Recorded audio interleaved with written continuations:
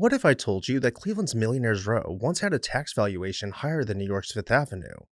And on that tree-lined street, just around the corner from the nation's first billionaire, was the Sylvester T. Everett Mansion, the largest and most expensive urban house American cities had ever seen to date. Hi everyone, Ken here. Hit that subscribe button and let's explore this house. Sylvester T. Everett was born in Liberty Township, Ohio. He worked the family farm alongside his father until he was 12 years old. But in 1850, everything changed. Everett left home, following his older brother to Cleveland. At 13, he took a job as a messenger at the banking house of Brockway, Wasson, Everett and Company, a firm his brother had co-founded. It was a modest beginning, running errands, learning the rhythms of a financial institution, watching and absorbing everything around him. Within a few years, he had advanced from messenger to cashier. At 20 years old, he left Cleveland to work at a bank in Philadelphia, but returned to Cleveland a year later, and by age 30, he had become a member of Everett Weddell and Company, the reorganized successor to the same banking house where he had started as a kid. From then on, Everett's name began to carry serious civic weight. He served a remarkable 7 times as treasurer of the city of Cleveland between 1869 and 1883, a tenure in which he significantly increased public investment in municipal bonds. In 1876, he became president of Second National Bank, and he later organized the Union National Bank.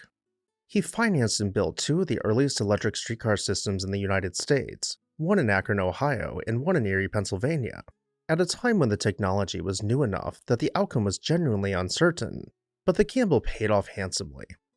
He also developed significant interest in mining and transportation, placing himself at the intersection of several industries that were building the new world in real time. President James A. Garfield, a fellow Ohioan, appointed Everett U.S. Government Director of the Union Pacific Railroad, one of the most consequential infrastructure posts of the Gilded Age. This all, of course, made him incredibly wealthy, no doubt one of the richest men in the country. It was at the height of his success that Everett decided to build his dream house, and there was no better place for it than Millionaires Row. Imagine stepping off a train in Cleveland, Ohio, sometime around 1890.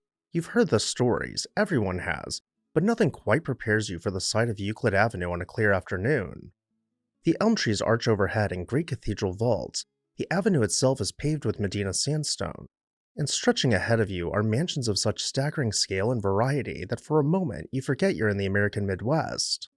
You would not have been alone in that impression.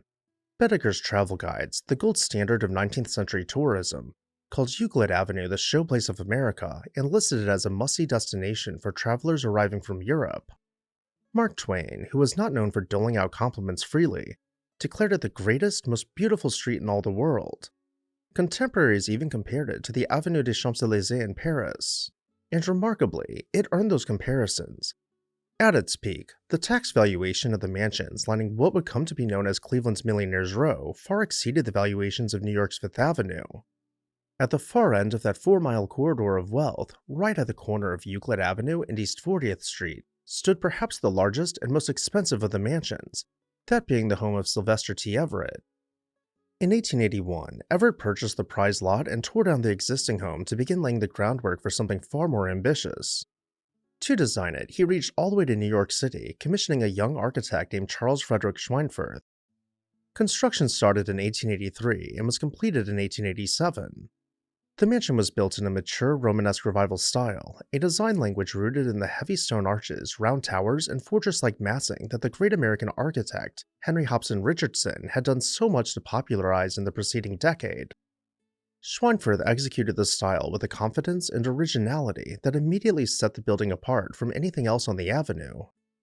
The massive pink stone towers were the feature that caught the eye first. They rose from the corner with a commanding, almost medieval authority, giving the house its popular nickname, the Everett Castle. The porte-cochere was an elaborate Romanesque composition in its own right. The massive size of the house is best demonstrated by this photo of a coachman waiting beneath its ornate arches, the scale of the stonework making even the horse and carriage look almost miniature. It was an entrance designed to impress before you had even stepped inside. The interior matched the exterior's ambitions. With more than 50 rooms spread across the structure, the Everett Mansion was one of the largest private residences in the country when it was completed. 4 sitting US presidents came through those doors, which tells you something about what it must have felt like to be inside, The kind of setting where the furniture, the art, the scale of the rooms, and the quality of the hospitality all communicated the same unmistakable message about the status of the man who owned it.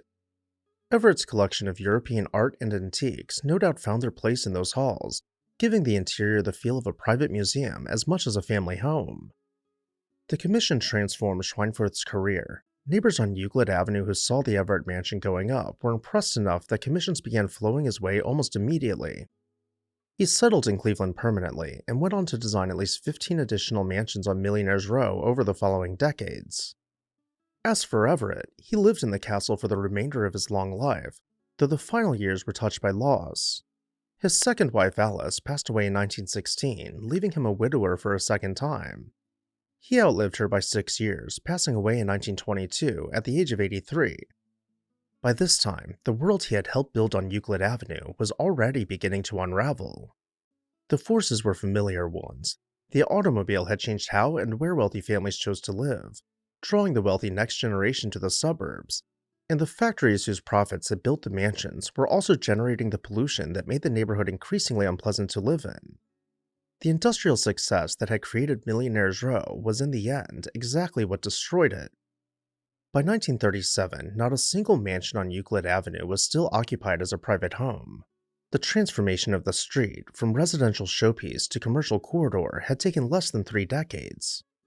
During the Great Depression, many of the grand homes had been converted by their owners into rooming houses, which accelerated their physical and social decline. What had been the most exclusive address in the United States was within a single generation becoming a slum. The Everett Mansion survived its builder by 16 years. In 1938, it was demolished, a fate that came for most of its neighbors as well, though that fact offered little comfort to anyone who cared about what was being lost. The Cleveland Plain Dealer's notice of the demolition captured the dismissive mood of the moment with a single, slightly condescending sentence, quote, "This Gothic structure was considered fashionable at one time." That was the epitaph for a building that had once been the most talked about private residence in one of America's greatest cities, a structure that had launched the career of the finest architect Cleveland had ever celebrated. Where the Everett Castle once stood, at the corner of Euclid Avenue and East 40th Street, there is now a parking lot.